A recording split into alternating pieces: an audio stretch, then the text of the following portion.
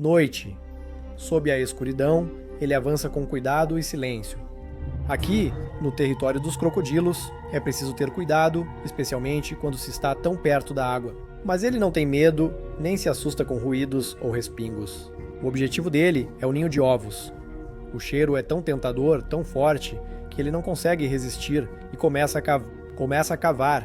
De repente, uma fêmea de crocodilo aparece na água, mas nem isso é capaz de afastá-lo. Ele fica perto do ninho até o último momento, até que uma mandíbula enorme chega a apenas 1 metro de distância e o perigo se torna realmente mortal. Então ele recua, mas só porque é mais esperto. Ele sabe que vai voltar. Esse ninho está condenado. Os ovos serão devorados assim que chegar o momento certo e a fêmea de crocodilo baixar a guarda. Ele vai conseguir o que quer.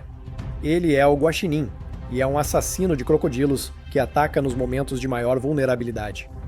Mas, na verdade, o assassino de crocodilos, que pode destruir completamente a população, não está fora do ninho, mas dentro dele. A extinção já começou.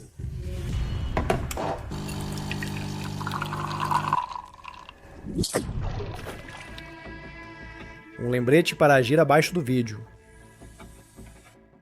A cena que acabei de descrever para vocês foi realmente observada por cientistas que instalaram câmeras perto dos ninhos de crocodilos de focinho afiado, Florida Keys. Eram armadilhas fotográficas, e elas documentaram como guaxinins vasculhavam ao redor do ninho do crocodilo enquanto a fêmea estava ausente. A ideia era simples. Os cientistas mediram quanto tempo o guaxinim levava para recuar ao ver o crocodilo surgindo no horizonte e na imagem. Com base nisso, era determinada a coragem do animal.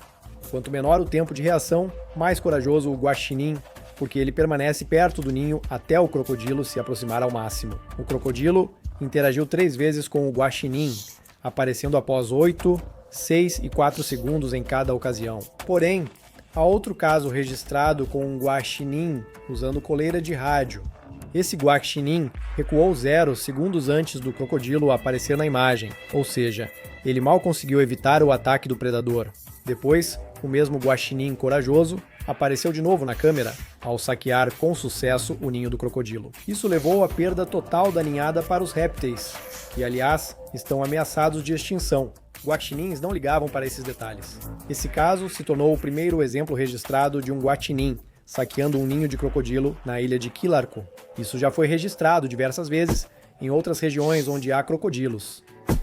No entanto, os guaxinins interagem constantemente não só com crocodilos, mas também com jacarés, porque eles compartilham os mesmos pântanos. Por exemplo, em 2015, uma dessas interações nos proporcionou esta foto rara. Não, isso não é Photoshop, e a inteligência artificial também não tem nada a saber com isso. A foto foi cuidadosamente analisada por especialistas, que concluíram que foi uma coincidência muito feliz e aleatória. Provavelmente, o guaxinim confundiu o crocodilo com terra seca e subiu por engano. Imagine a surpresa do crocodilo. Porém, na maioria das vezes, essas interações não têm o tom de um desenho animado da Disney. Normalmente, são brutais e envolvem um devorando o outro. Guaxinins se alimentam de ovos e filhotes de jacarés, e quando os jacarés crescem, eles comem guaxinins de qualquer idade. O ciclo da vida e tudo mais. No entanto, há um ponto importante a ser destacado aqui. A pesquisa sobre crocodilos e guaxinins, é claro, se concentrou nos crocodilos e guaxinins.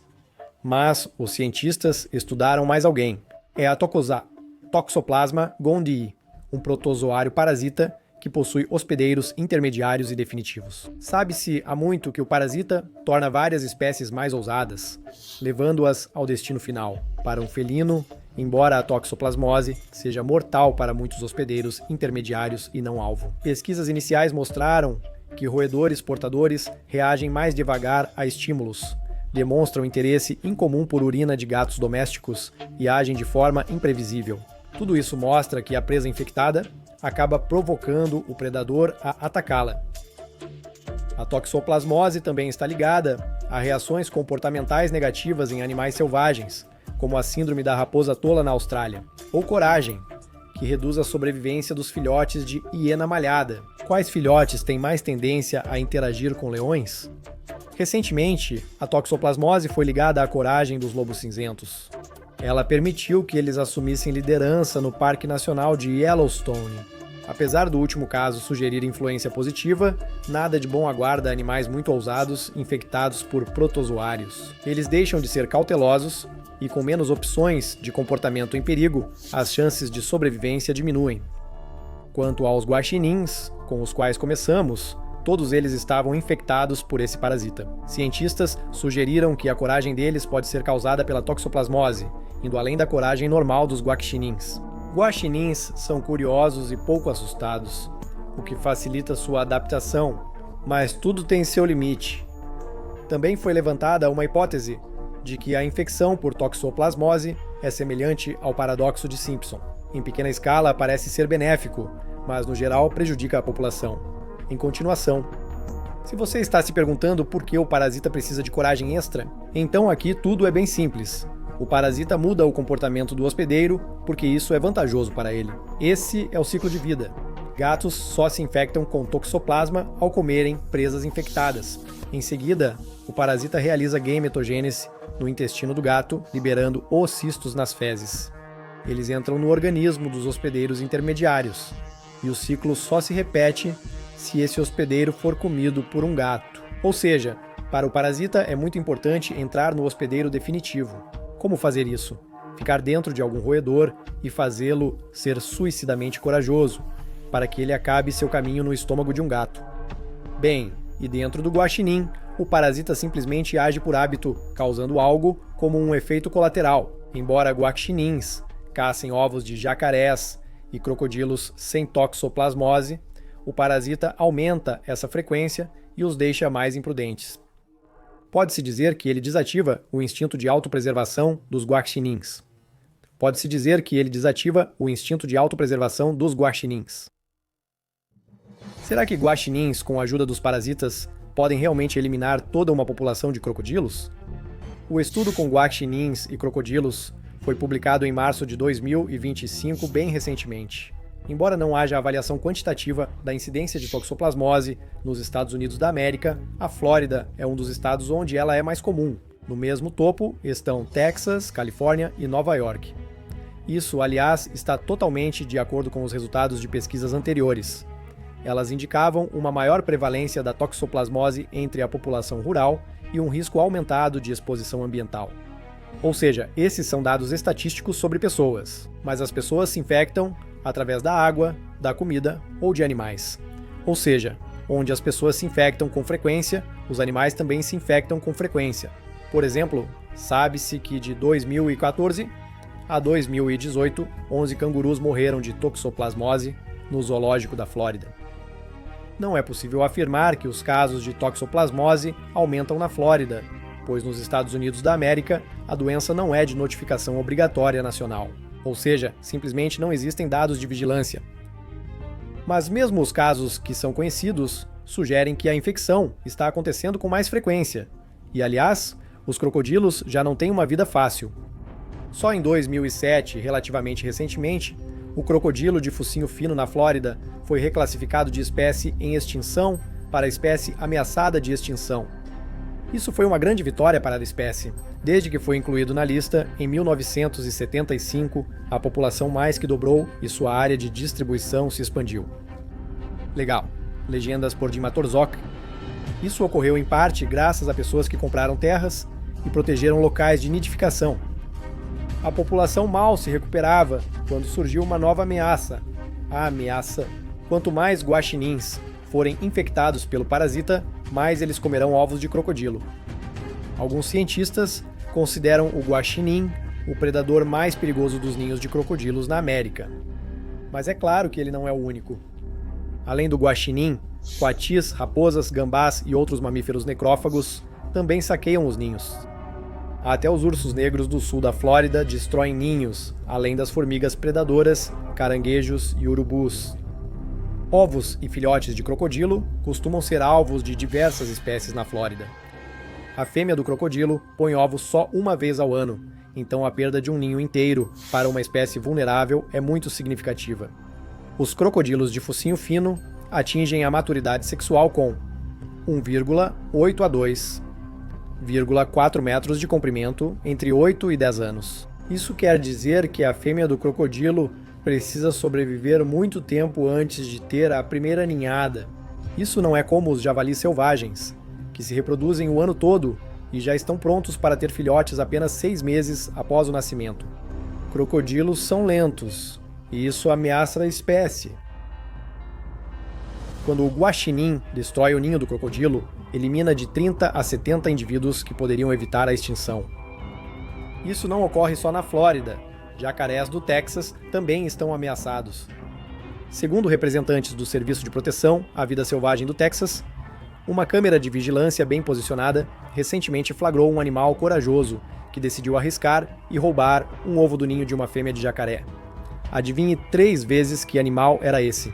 No vídeo noturno de 6 de agosto, a fêmea de jacaré aparece sentada em seu ninho, escondido na grama alta e folhas. O ninho não estava bem escondido, mas a fêmea a protegia. Infelizmente, isso não foi suficiente para evitar a atenção do guaxinim. O jacaré assumiu uma posição defensiva, mas apesar da grande diferença de tamanho e dos dentes afiados, isso não ajudou. O guaxinim foi mais esperto. Ele observou e esperou até que a fêmea saísse em busca de comida, e então o bichinho simplesmente atacou sua presa. Um ovo foi roubado e o guaxinim rapidamente fugiu com ele na escuridão. Mas, se serve de consolo, a fêmea pode ter mantido muitos ovos. Jacarés põem de 20 a 30 ovos por temporada. Por outro lado, o guaxinim certamente não está sozinho ali. E não são só os guaxinins que você deve temer. Iguanas verdes e crocodilos de focinho fino nidificam juntos em Slotia, uma ilha do lago Gatun, Panamá. Cientistas observaram em 3 temporadas de nidificação que crocodilos frequentemente atacam iguanas. Além disso, os dados coletados mostraram que o crocodilo saía do lago com muito mais frequência quando as iguanas estavam próximas ao seu ninho. Foram registrados 12 ataques. 5 iguanas foram comidas, 5 conseguiram escapar e o destino de 2 permaneceu desconhecido. Atacar não era obrigatório. A presença do crocodilo na clareira dificultava a nidificação das iguanas, que por sua vez perturbavam e desenterravam os ovos do crocodilo. Guarde esse pensamento e vamos voltar para outra Flórida. É difícil obter dados precisos sobre a população de iguanas na Flórida. A Comissão de Vida Selvagem diz que desde os anos 1960, os lagartos são avistados com mais frequência. Antes, restritas a Miami-Dade, agora as iguanas ocupam grande parte do sul, sudoeste da Flórida e áreas do Panhandle. Não há nenhum segredo aqui. As iguanas prosperam na Flórida graças ao clima subtropical do estado, à população em constante crescimento e também à ausência de predadores naturais. Oferece abrigo e alimento aos lagartos. A única coisa que impede a expansão das iguanas para o norte é o clima um pouco mais frio. Ao mesmo tempo, as iguanas não são animais inofensivos. Primeiro, elas comem plantas e cavam túneis que causam erosão e destroem calçadas, diques e fundações de casas. Em segundo lugar, seus excrementos estão por toda parte, como calçadas, varandas, pátios, terraços e piscinas. Não é por nojo, mas porque iguanas podem transmitir salmonela. Na Flórida, há tantas iguanas que os proprietários são incentivados a matá-las em seus terrenos, sem precisar de permissão. Iguanas deixaram de ser apenas pets que escaparam. Agora, elas são uma espécie invasora completa, com uma população que chega a centenas de milhares de indivíduos. Apesar de não haver relatos de iguanas destruindo ninhos de crocodilos e jacarés na Flórida, isso não garante que nunca tenha ocorrido. A destruição pode estar ocorrendo sem testemunhas, tornando a iguana uma possível ameaça. Os crocodilos que restarem após os guaxinins serão comidos pelas iguanas. Bem, em último caso, até as onças pardas, porque elas também se juntaram à festa. Nestas imagens, por exemplo, a onça parda da Flórida decidiu subir no ninho para pegar os ovos, e tente dizer o contrário para ela. Sabe-se que até mesmo jacarés do Mississippi, muito maiores, com tamanho de 45,7 a 152,4 centímetros, já foram presas da onça parda da Flórida. Em 14 de março de 2008, encontraram um jacaré com 260 e 9,2 centímetros de comprimento. Ele também foi morto e devorado por um macho de onça parda. Essa vítima se tornou o maior caso registrado até hoje. Esses dados mostram a possível vulnerabilidade dos crocodilos frente aos felinos, como se já não tivessem outras vulnerabilidades. Bem, tudo bem, na verdade, quando se fala de crocodilos ou jacarés, a gente não pensa que eles podem virar vítimas, sim, de qualquer um. São répteis grandes, pele dura, mordida forte e dentes longos. Tudo isso não surgiu por acaso. Se voltássemos 200 milhões de anos, veríamos que o crocodilo quase não mudou. Hoje, há só 25 espécies de crocodilos e cerca de 11 mil de aves, apesar destas surgirem milhões de anos depois nos registros fósseis. As aves, porém, evoluíram e se diversificaram bastante. Os crocodilos não se preocuparam com essas coisas. Eles mantiveram suas características distintivas por milhões de anos, porque essas características permitiram que eles sobrevivessem. Os fósseis de crocodilos, que datam ainda do período Jurássico, mostram todas as características que também são típicas dos crocodilos modernos. Tem focinhos longos, caudas grossas e pele áspera e escamosa. Praticamente não há diferenças. No final das contas, foram justamente os crocodilos, com sua evolução lenta, que tiveram mais chances de sobreviver desde que não houvesse pressão de fatores externos. Crocodilos que tentaram acelerar foram extintos. Os outros alcançaram um equilíbrio próprio? Eles eram eficientes e versáteis, uma forma perfeita que não precisava de mudanças, ou seja, havia mudanças, mas eram pequenas, só para se adaptar a certas condições do habitat. Porém, de certa forma, os crocodilos erraram em seu cálculo. Jacarés na Carolina do Norte e Texas sobrevivem ao frio submergindo em lagos e deixando a água congelar ao redor. Só narizes e dentes dos jacarés saem do gelo para que respirem enquanto esperam o calor. Vários jacarés foram encontrados congelados em grandes blocos de gelo no The Swamp Park, atração turística e reserva de jacarés na Carolina do Norte. Só para esclarecer, isso é absolutamente normal. Jacarés suportam o frio entrando em torpor, chamado brumação, uma hibernação adaptada dos répteis. Quando a temperatura cai e a água congela, os jacarés posicionam o focinho para cima. O metabolismo desacelera e eles afundam lentamente na água com os olhos fechados. Na verdade, os jacarés e outros répteis não entram em sono profundo durante a hibernação. Eles até mantêm períodos de atividade para poderem beber água. Isso é hibernação. Na fase crítica, os batimentos cardíacos do jacaré caem para até 3 por minuto. Na Flórida, isso começa assim que a temperatura cai abaixo de 21 graus Celsius. Nessas condições, fica difícil digerir, então os répteis aguardam a primavera. E sim, por um lado, essa é uma adaptação bem interessante para sobreviver ao frio. Mas por outro lado, a brumação é um estado muito vulnerável. Se alguém atacar o alligator nesse período, será que ele consegue se defender? Na verdade, ainda não há relatos concretos de ataques nesses momentos, mas eu sei exatamente qual animal aproveitaria essa oportunidade. Apresento o jaguatirica, que não se importa se os alligatores são evolutivamente perfeitos. Ele ataca e vence. Pode parecer estranho, mas as onças pintadas costumam caçar presas grandes e perigosas como jacarés. A explicação é simples. Os jacarés são comuns em muitos ecossistemas da América do Sul, onde vivem as onças pintadas. Jacarés de óculos e jacarés paraguaios formam grandes populações nos pântanos da América do Sul. Jacarés, por serem numerosos, são presas fáceis para felinos selvagens. Aliás, jaguares nadam bem e se sentem à vontade na água. E embora os jacarés possam ser mais perigosos do que outros répteis, pequenos mamíferos ou aves, eles são simplesmente mais acessíveis. Por isso, os jaguares estão dispostos a gastar um pouco mais de energia, mas assim garantem o seu almoço.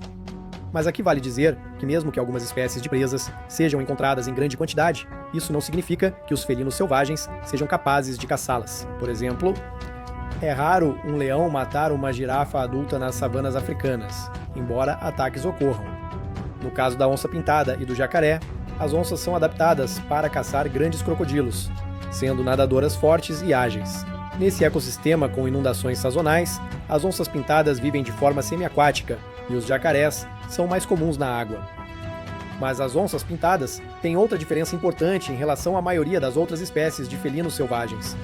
Ao contrário das demais, as onças são especialmente adaptadas para caçar répteis neotropicais. Além dos jacarés, já foram registrados casos de onças pintadas caçando crocodilos muito grandes, como o crocodilo do Orinoco. Elas também caçam tartarugas, além de jiboias e sucuris. Como isso aconteceu? Bem, evolução. Após a última era do gelo, a quantidade de grandes animais nas savanas tropicais das Américas caiu drasticamente. Antes, aqui viviam grandes camelídeos, preguiças e tatus gigantes, antas do tamanho de um cavalo e capivaras do tamanho de um urso. Em resumo, havia muitas opções para escolher. Mas as presas desapareceram e as onças, cujos tamanhos diminuíram consideravelmente desde então, foram obrigadas a recorrer a outras fontes abundantes de alimento. E descobriu-se que os grandes répteis aquáticos eram perfeitos para isso. As onças desenvolveram mandíbulas extremamente poderosas como característica evolutiva especial. As onças têm a mordida mais forte entre todas as espécies de felinos selvagens em relação ao seu tamanho. Com mandíbulas poderosas e grandes caninos, elas perfuram facilmente crânios das presas, tornando a caça muito eficiente. Porque quando se trata de caçar um animal perigoso com escamas grossas, como o crocodilo, precisão e força desempenham um papel fundamental. O salto e a mordida na nuca permitem que as onças paralisem o jacaré ao separar seu cérebro do sistema nervoso, reduzindo perigos. Uma mordida e tudo termina. Jacarés costumam ser menores que crocodilos e alligatores. Em média, eles crescem de 1,5 a 2 metros de comprimento, enquanto os alligatores chegam de 3 a 4 metros e os crocodilos até 5 metros. Crocodilos, alligatores e jacarés diferem pelo tamanho e força da mordida. Crocodilos têm a mais forte, seguidos pelos alligatores, jacarés têm a mais fraca. Para a onça pintada, é mais fácil enfrentar um jacaré do que um crocodilo de focinho fino ou um alligator do Mississippi. Como a onça pintada aprendeu a caçar jacarés, poderia se adaptar para caçar crocodilos e alligatores pequenos também. Além disso, ela é inteligente o suficiente para aproveitar o estado vulnerável durante o inverno e se alimentar de répteis de qualquer tamanho. Sim, eles vão estar um pouco congelados, meio que pré-cozidos, mas comida é comida. A Flórida tem muitos animais invasores, então resta ficar feliz pelos répteis aquáticos. Ainda bem que ninguém nunca pensou em trazer um jaguar para cá, porque ele com certeza se adaptaria, mas a sobrevivência de todas as outras espécies estaria em grande risco. Mas se você já pensou que agora os crocodilos e jacarés entraram para a lista dos perdedores, isso não é bem assim. Mesmo assim, as aves os veem como ameaçadores e os usam para proteger seus ninhos, até contra guaxinins. Para muitas aves, a principal ameaça aos filhotes são predadores de ninhos, como guaxinins e gambás. É por isso que muitas aves de pântano, como cegonhas, garças, ibis e colhereiros, frequentemente preferem nidificar acima dos jacarés. Isso beneficia as aves, pois répteis ameaçadores afastam ou comem predadores menores. Essas relações benéficas entre répteis e aves podem ser comuns na região tropical. Isso significa que crocodilos e jacarés, pelo menos os adultos, não consideram os guaxinins como uma fonte de perigo. E convenhamos, já viu um guaxinim? Mesmo os maiores deles nunca conseguiriam enfrentar um crocodilo adulto. Guaxinim é comida, e até um guaxinim com parasita entende isso, por isso recua ao ver um crocodilo. Bem, e as aves também sabem disso muito bem. Não está claro o que os répteis ganham com essa cooperação com as aves. Poucas pesquisas foram feitas sobre o assunto, mas há algumas teorias. Uma vantagem assustadora para os répteis era se alimentar de filhotes de pássaros que caíam do ninho. Muitas aves, que nidificam em colônias, põem mais ovos do que conseguem criar. E normalmente ajustam o tamanho da ninhada, de acordo com a quantidade de alimento disponível. Em outras palavras, se faltar comida, elas simplesmente jogam fora do ninho alguns filhotes. Pesquisadores acreditam que esses filhotes podem ser importante fonte de carne para jacarés. Pode parecer estranho, mas jacarés enormes realmente comem filhotes pequenos? Eles podem ter alguma importância crucial? Acontece que sim. Para avaliar a alimentação dos jacarés em diferentes locais, cientistas mediram massa, comprimento e coletaram sangue para analisar nutrientes. Eles descobriram que os jacarés que viviam perto das colônias de ninhos se alimentavam melhor do que os jacarés que viviam onde não havia colônias. A diferença era grande. Um jacaré de 2 metros pesava em média 3 quilos a mais perto de uma colônia de ninhos do que em habitat semelhante sem colônia. Parece que os filhotes descartados têm algum papel, Neste vídeo, um jacaré está deitado sob o ninho aguardando comida cair. No fim, ele consegue o que espera. Quando pensei ter listado todas as ameaças aos jacarés e crocodilos da Flórida, descobri outra. Os répteis locais podem enfrentar um novo e mais feroz concorrente entre os crocodilianos. De acordo com uma pesquisa, crocodilos do Nilo já foram encontrados em estado selvagem no sul da Flórida. De 2009 a 2012, cientistas registraram relatos e capturaram 3 crocodilos de aparência incomum no estado.